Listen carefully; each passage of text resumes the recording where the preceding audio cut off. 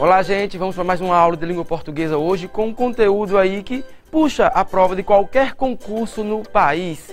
Compreensão e interpretação de textos. Será que são as mesmas coisas? Existe diferença entre compreensão e interpretação? A aula de hoje nós iremos aprender como compreender textos, como interpretar textos, com algumas dicas de como resolver essas questões no concurso. O primeiro momento, você tem que saber o que vem a ser um texto. Um texto é uma unidade linguística que traz um sentido, que traz uma informação capaz de comunicar. Não fique pensando você que o texto é sempre gigante, tem que ter várias frases. O texto pode ter uma palavra, o texto pode ser uma fotografia, o texto pode ser uma imagem. Um texto é uma unidade autônoma capaz de passar uma informação. Os concursos hoje trabalham muito com isso, trabalham com as imagens, trabalham com fotografias e colocam lá, observem o texto. E você deverá estar preparado para saber que o texto não é somente aquele que traz a palavra, ele pode ser verbal e não verbal. Então, vamos lá para a nossa aula de hoje. Eu começo aqui com compreensão e interpretação de textos. E ele diz, texto é um conjunto de ideias organizadas entre si, formando um todo significativo. É bem verdade que você terá que ser capaz de codificar ao fazer um texto e decodificar quando você recebe aquele texto, aquela informação. Uma informação que você não vai poder esquecer é que um texto depende de um contexto e ele pode mudar de sentido quando retirado ou quando analisado fora dele. Imagine que você pega uma prova e lá tem a imagem de uma pomba, uma simples pomba. Até então, você vai pensar, é uma pomba. Mas se eu ponho uma informação, o ano ali de 1945, 39 a 45, você já pode ligar a informação da pomba, símbolo da paz, com a Segunda Grande Guerra Mundial. É nesse sentido que você terá que estar conectado com o texto e o contexto. Olha aqui, o contexto é constituído por diversas frases, né? Por diversas frases. Em cada uma delas há uma certa informação que a faz ligar-se com a anterior ou com a posterior, criando condições para que essa estrutura seja aí decodificada e a informação venha a ser passada. A situação, o momento em que o texto é produzido, eu chamo de contexto. E aí, você, concursando, terá que estar sempre com essa ideia em mente. Um texto vai depender do momento em que ele é feito, em que ele é construído. Quando retirado, pode existir informações novas, diferentes, ou até mesmo ficar descontextualizada. É por isso que algumas frases, elas perdem o sentido quando são retiradas do texto, do momento em que ela foi produzida, ok? Então aqui, dá-se o nome de contexto. Nota-se que o relacionamento entre as frases é tão grande que se uma frase for retirada de seu contexto original e analisada separadamente, aí pode ter um significado diferente daquele inicial. Então, aí você terá que estar preparado para esse tipo de informação. Mas no concurso, quando você abre aquelas folhas iniciais lá, com aquele frio na barriga, tenso, você pode encontrar um texto grande ou um texto pequeno, não se preocupe com essa dimensão, mas você terá que estar preparado para algumas informações. Por exemplo, o título. O título geralmente é de suma importância. É ele que resume todo o conteúdo do texto. E é interessante você saber que no primeiro parágrafo e no último estão geralmente os temas que irão ser tratados. Questões tipo, qual é a melhor frase que resume o texto?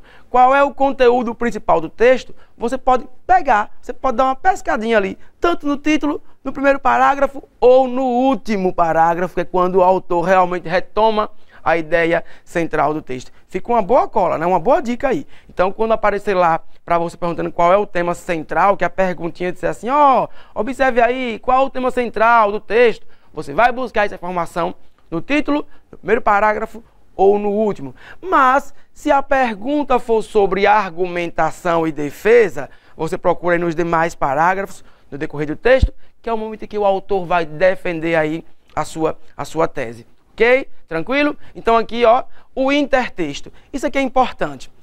O intertexto, ele vai estar o seguinte. Quando um texto apresenta uma relação com o outro, que você notar que há uma citação, que há uma referência direta ou indireta, é o que nós chamamos de intertexto ou intertextualidade. E aqui diz, comumente os textos apresentam referências diretas ou indiretas a outros autores, através de citações. A esse fenômeno aí da literatura, das letras, nós chamamos de intertexto, que é a conhecida intertextualidade. Ó, interpretação de texto, a nossa aula de hoje.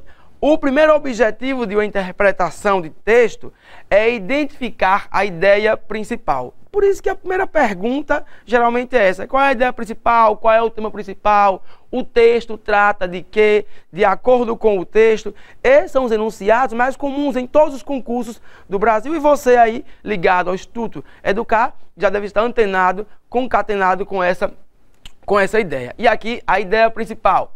A partir daí, localizam-se as ideias secundárias ou as fundamentações, como eu mostrei a vocês aí, que essas ideias estarão aí geralmente no segundo, terceiro ou quarto parágrafo, caso o texto venha a ter essa quantidade de parágrafos. Ou as explicações que levem ao esclarecimento das questões apresentadas na prova. Então, só relembrando aí, se a pergunta for para você resumir a ideia central do texto, o título é uma boa informação. Caso não, o texto não apresente o título, você busca lá no primeiro parágrafo ou no último, que já é uma cola aí bastante legal, né? Dá para você aí consertar e acertar essa questão. A definição de texto, como já mostrei a vocês, o texto é um enunciado aí, ó, autônomo, uma unidade autônoma que produz sentido. O texto tem que ter sentido para quem está lendo e para quem está, inclusive, fazendo, né? Sendo o locutor, e o interlocutor é aquele que estará lendo, independentemente de suas dimensões. Fabiano, o que acontece? Que eu acho que texto é somente quando tem várias palavras. Não. Socorro, fogo, pode ser um texto, a depender da forma como seja a expressão falada, a palavra seja colocada e o contexto em que ela venha a acontecer. Então, um texto vai ser uma unidade de qualquer extensão, como eu já mostrei aqui na aula, que terá que ter um sentido, terá que ter uma intenção e irá produzir em quem está ouvindo uma reação. Assim, podemos considerar um texto uma charge de humor, uma matéria jornalística, uma peça jurídica, né? Uma imagem, uma fotografia. Inclusive, há textos, como já mostrei, não verbais, o vento passando, uma fumaça, são textos não verbais.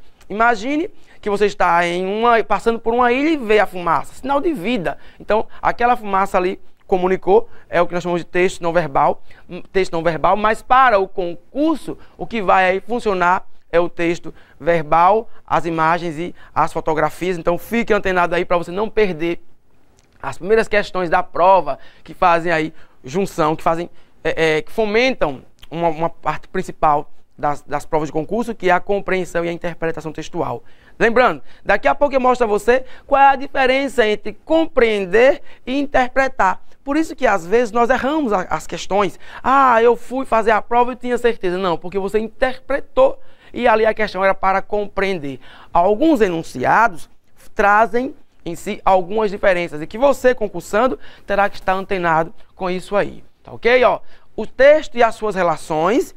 Os textos desenvolvem relações entre si, sendo certo que, embora apresentem formatos diferentes, por vezes tratam de temas semelhantes.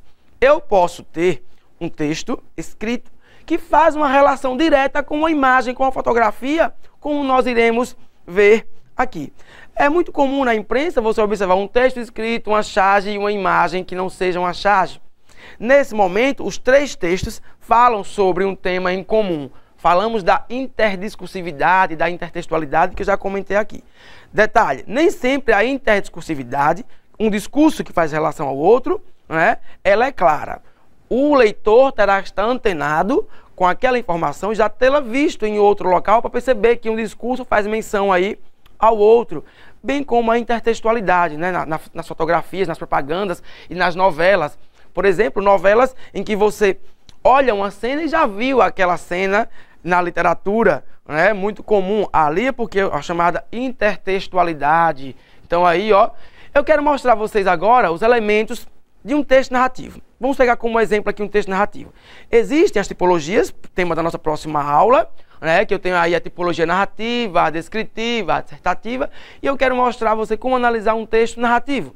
Geralmente, ele traz elementos, o que, o tema, onde, quando, quem Esses elementos farão sempre uma participação dentro dos textos narrativos. Aqueles que contam a história, aqueles que narram um fato, que narram uma situação, mas aí nós iremos ter uma aula especial que já está sendo feita, elaborada, para que você entenda aí a tipologia textual tão cobrada nos concursos. Por enquanto aqui, ó, de olho, o que, quem, quando, onde, como, porquê e por isso.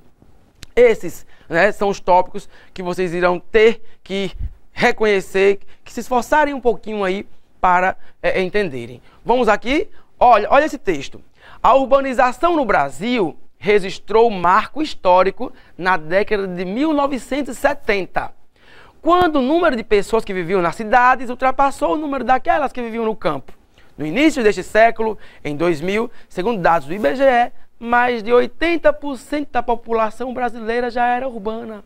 Então aí o texto de um concurso e você irá perceber o seguinte: onde, no Brasil, quando, década de 70, o que? A questão da urbanização, né? Então observe que é um texto curto que traz muitas informações. E aqui eu passo para mostrar essa outra charge. Vamos lá, latifúndio.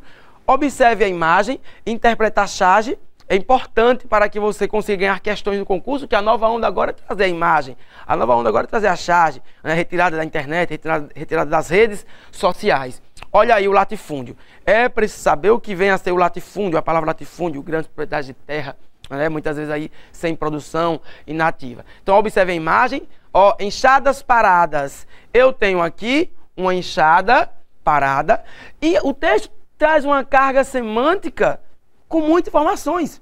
Ó, a enxada está parada há muito tempo. Fabiano, como é que você sabe disso? Está aqui a casa de aranha. Na verdade, ó, a grande quantidade de terra, o abandono. Essas enxadas paradas vão sintetizar o êxodo rural. Olha aí, concatenando o contexto que eu mostrei anterior, onde a partir de 70 as pessoas abandonam o campo buscando a cidade. Há uma relação entre um texto e o outro, uma relação clara e evidente que inversa, mas você não pode negar que as pessoas devem ter saído do campo em busca da cidade. E aí, olha o que vai acontecer aqui, enxadas paradas. Que texto rico. Vejam, eu tinha enxadas paradas, olha aqui, e as pessoas abandonaram o campo, há uma carga semântica, as informações, e elas foram para onde? Para a cidade. Observe, bim, bim, bim, a cidade congestionada, super, né, lotada, o trânsito louco, caótico, né? Em alguns momentos, observa-se as classes sociais, aqui a divisão de classe dos prédios, de alguma forma, e principalmente o título, enxadas paradas, né? De enxadas para enxadas. E aí nós podemos pegar e retirarmos as seguintes informações. O quê? Que fenômeno, de que falam esses textos? Né? Ó, da urbanização. De quem? Dos brasileiros, onde? No Brasil, na década de 70, 2000, como através do êxodo rural, porque os latifúndios improdutivos, as grandes propriedades de terra, e por isso as cidades ficaram inchadas. Observe que eu tive 3 textos que se relacionam entre si na chamada aí intertextualidade e até em alguns momentos na interdiscursividade, tá ok? E aí, ó, a relação entre os textos, a relação entre eles, claro que você que está acompanhando nossa aula aqui no Instituto Educar deve ter notado que é uma relação, inclusive, direta, né, entre eles. A relação entre a charge, vocês viram que uma charge trazia enxadas paradas e outras enxadas paradas, mostrando o fenômeno aí do êxodo rural. E quais as diferenças entre compreender e interpretar? Aí é bem importante. Eu venho aqui, ó, aluno, você do Brasil inteiro, você que está aí no norte, no nordeste, no sul, no sudeste, vamos entender o seguinte: compreender e interpretar são sinônimas, mas não são iguais. Interpretar, você fica um pouco mais livre para deduzir, para inferir, para dar um pouco de sua opinião. Compreender significa estar próximo, entender o que o texto quer dizer, bem próximo à ideia do autor. Então, ó, quando forem fazer as provas, observem se a questão pede interpretação ou compreensão. Interpretar é inferir, deduzir a partir de uma leitura. Compreender significa ficar próximo à ideia do que o autor quer passar literalmente, ok? Então, vamos aqui, ó. As duas charges com efeitos expressam a verdade, ou seja, a primeira trata do latifúndio improdutivo, por isso, enxada parada. E a segunda vai tratar das cidades na atualidade, né, recebendo a quantidade populacional, recebendo as pessoas que vêm aí da zona rural, por isso que ficam superlotadas, ficam aí inchadas e paradas com ali o símbolo do trânsito caótico, tá ok? Então aí, ó, assim as duas são verdadeiras, há uma relação direta entre uma e outra. E aí eu pus para você o que vem a ser latifúndio.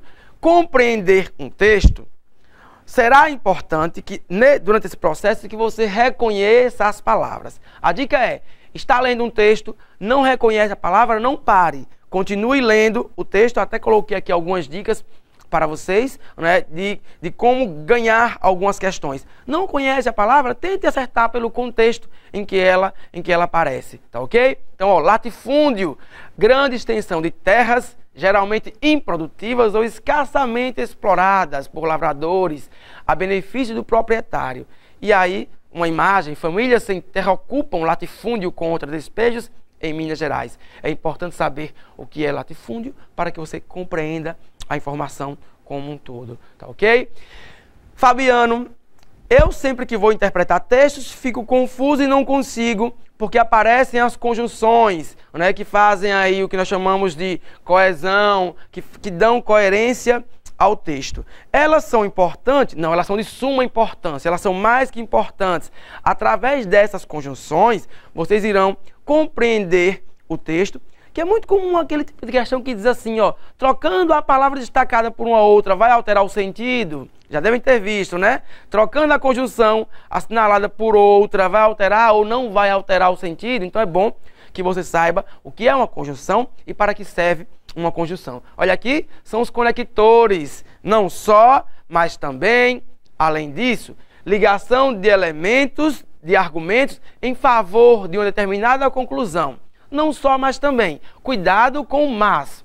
É adversativo, mas também não é adversativo. Tá ok? Estudou, porém não passou, mas não passou. Estudou, mas também passou, vai dar uma posição, vai afirmar o que foi dito antes.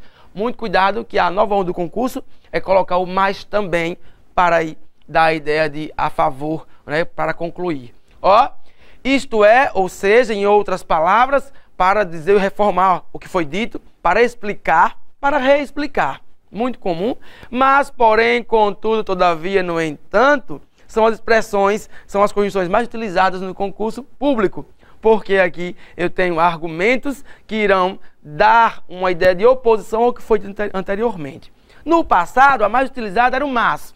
Depois passamos a usar o porém. Hoje, muito comum no concurso, contudo, todavia, no entanto e entretanto. Tá? Então, se aparecer no concurso, pode substituir uma pela outra sem medo que não irá alterar o sentido da frase. Tanto faz falar assim, estudou, entretanto passou, estudou, no entanto passou no concurso público. Estando aqui no Educar Online, no Instituto Educar, você vai conseguir aí, de alguma forma, essa aprovação. Conte com a gente. Vamos aqui, ó, a linguagem e a ideologia. Nós já vimos alguns textos com as manchetes tendenciosas, sensacionalistas.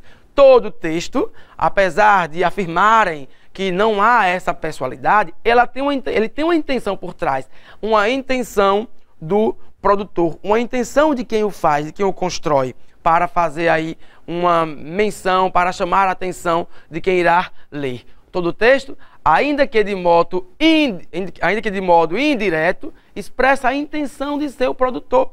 Isso é importante, que você vai ter uma questão no concurso que diz assim, ó, segundo o texto, o autor afirma que, cuidado, você pode não concordar com a ideia do autor. Cuidado com essa questão aí. Você pode não concordar com a ideia do autor, mas terá que concordar porque o texto, segundo o texto, após a leitura do texto, então fique atento a esse tipo de enunciado. Muitas vezes nós perdemos por causa disso. Um texto é fruto de um contexto, dá para passar essa informação a vocês. Quando retirado desse contexto, ele pode perder o seu sentido ou dificultar um pouco mais para ser reconhecido. E se é feito por um governo socialista, imagina um texto feito por um governo socialista. né, de esquerda, expressa a ideologia desse governo. Certo? Então, cuidado com as capas revistas tendenciosas, cuidado com as informações que vocês veem nas redes sociais, porque as informações são produzidas com um objetivo. Né? Ela tem um quê e ela tem um porquê. E as respostas para as questões geralmente estão no próprio texto. E aí, uma leitura mais atenta pode levar à alternativa correta. Ó, aluno do Instituto Educar, leia o texto 3 vezes ou mais. Ó, na primeira vez, você reconhece o assunto do texto, fica vazio, fica vago, com dúvidas. A segunda vez, você ganha a intimidade com o texto, já marca. E a terceira vez, você já reconhece onde estão as palavras que trarão dificuldades para você. Então, o aluno, o concursando que quer realmente agarrar uma vaga em qualquer concurso que seja, terá que ler o texto no mínimo 3 vezes. Leia o texto 3 vezes, que você irá ganhar tempo nas questões, sem precisar voltar procurando o momento, procurando o trecho em que a questão aí pede, ok? Então aí uma super dica para vocês, leiam 3 vezes o texto. E aqui, ó, o texto e o contexto continua sendo nosso tema. Para a compreensão de um texto, é essencial a noção do contexto, ou seja, informações que o leitor obtém de outras fontes e que formam o seu universo de conhecimento. Sem esse universo, esse conhecimento partilhado, fica impossível reconhecer, né, o contexto e entender bem o texto. Em um concurso em que os textos são colocados próximos ao atual, né, que nós temos contato com eles via rede social, você terá que estar com essa informação, terá que estar com este conhecimento partilhado para que possa responder a questão. É quase que impossível você conseguir acertar uma questão do texto se você não tem conhecimento aí das referências às quais aí esse texto faz, né? Agora vamos observar os textos a seguir. Como se sabe, a idade mínima para a criança trabalhar no Brasil é de 14 anos.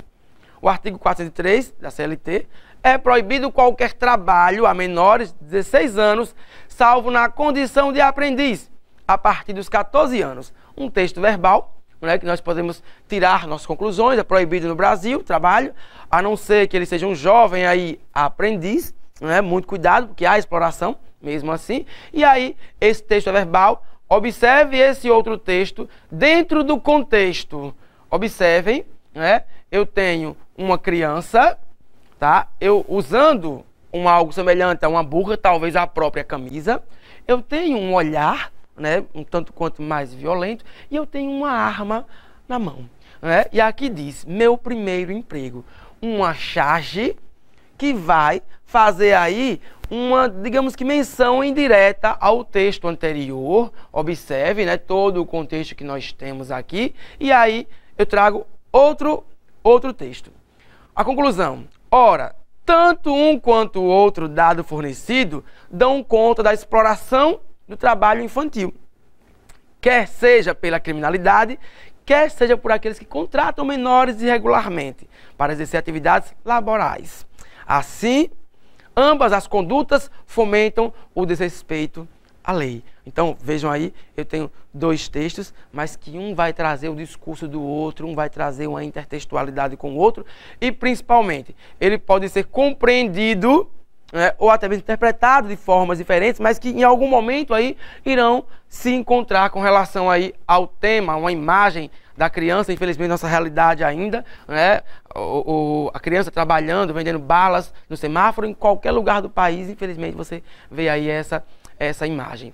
E aí, Fabiano, como aparecem as questões? Você que é acostumado a fazer concurso, ou você que está chegando agora ao Instituto Educar, deve saber, deve entender, então deve aprender o seguinte. Olha aí, ó.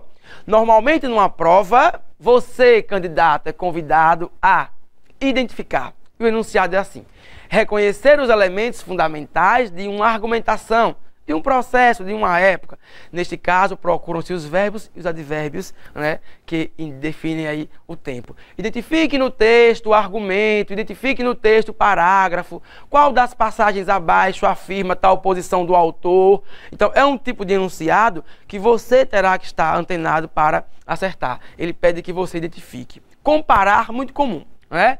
É descobrir as relações de semelhança ou diferença entre as situações do texto. Você compara um parágrafo com o outro e dá aí um uma possibilidade, dar uma compreensão, dar uma interpretação. Entre os dois tipos aí, identificar é muito mais comum nas provas do nosso país. Comentar é relacionar o conteúdo apresentado com a realidade, opinando a respeito.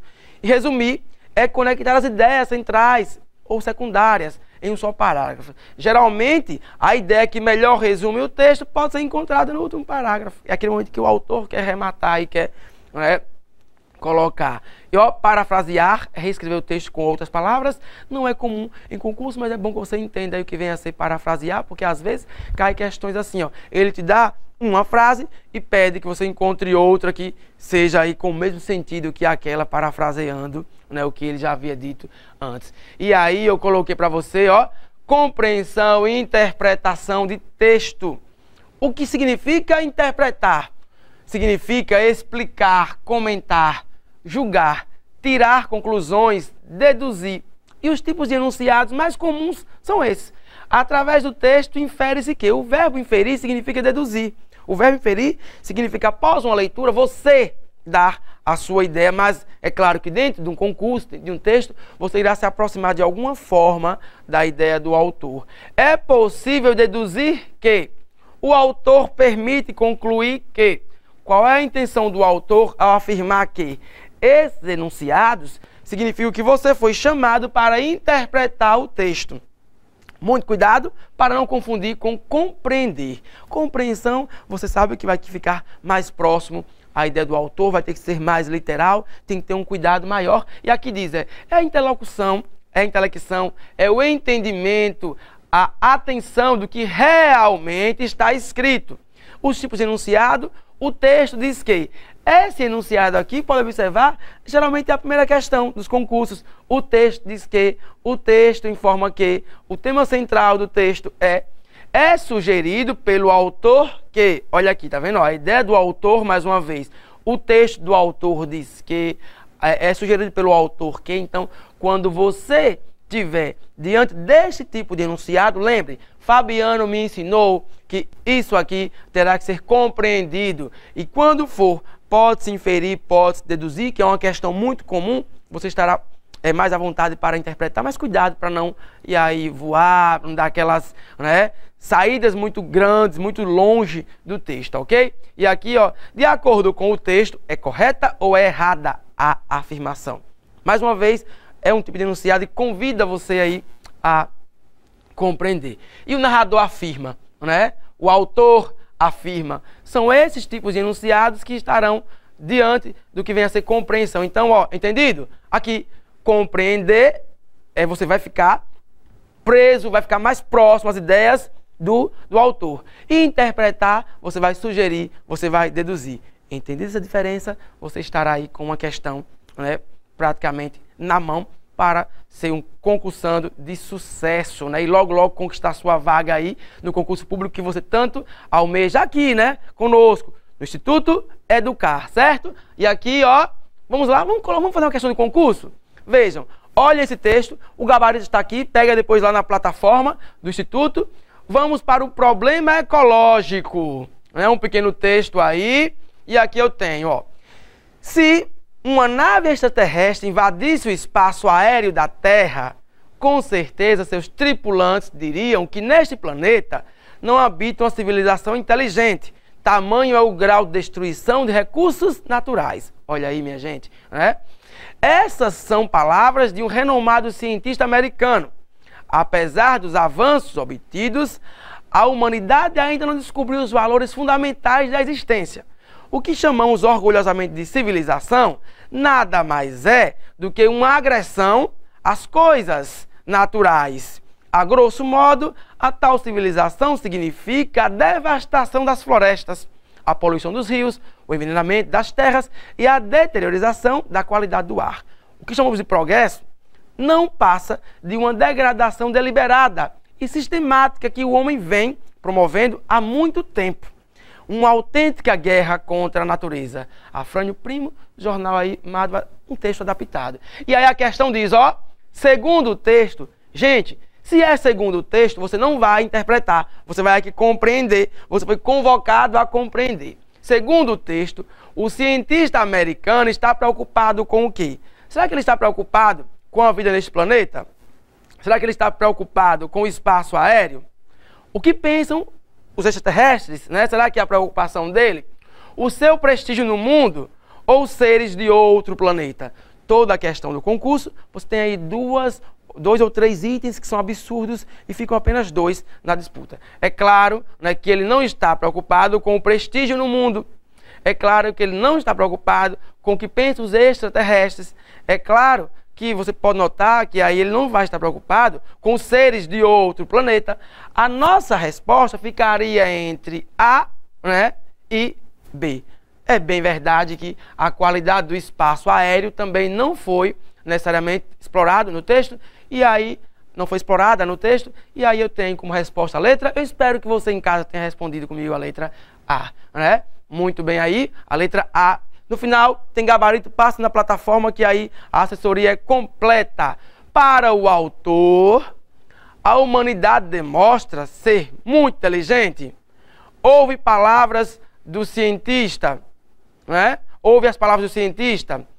Age contra sua própria existência. Preserva os recursos naturais ou valoriza a existência sadia. Olha, minha gente, nós sabemos que aí eu tenho, ó, para o autor, mais uma vez você foi convidado, foi convocado, certo? Para compreender a questão. Será que a humanidade valoriza a existência sadia naquele texto que nós lemos, que os extraterrestres ficariam assustados ao chegarem aqui, que o homem destrói o seu próprio habitat? Né? Claro que não seria a letra E. Né? Será que ele preserva os recursos naturais? Claro que você viu que não.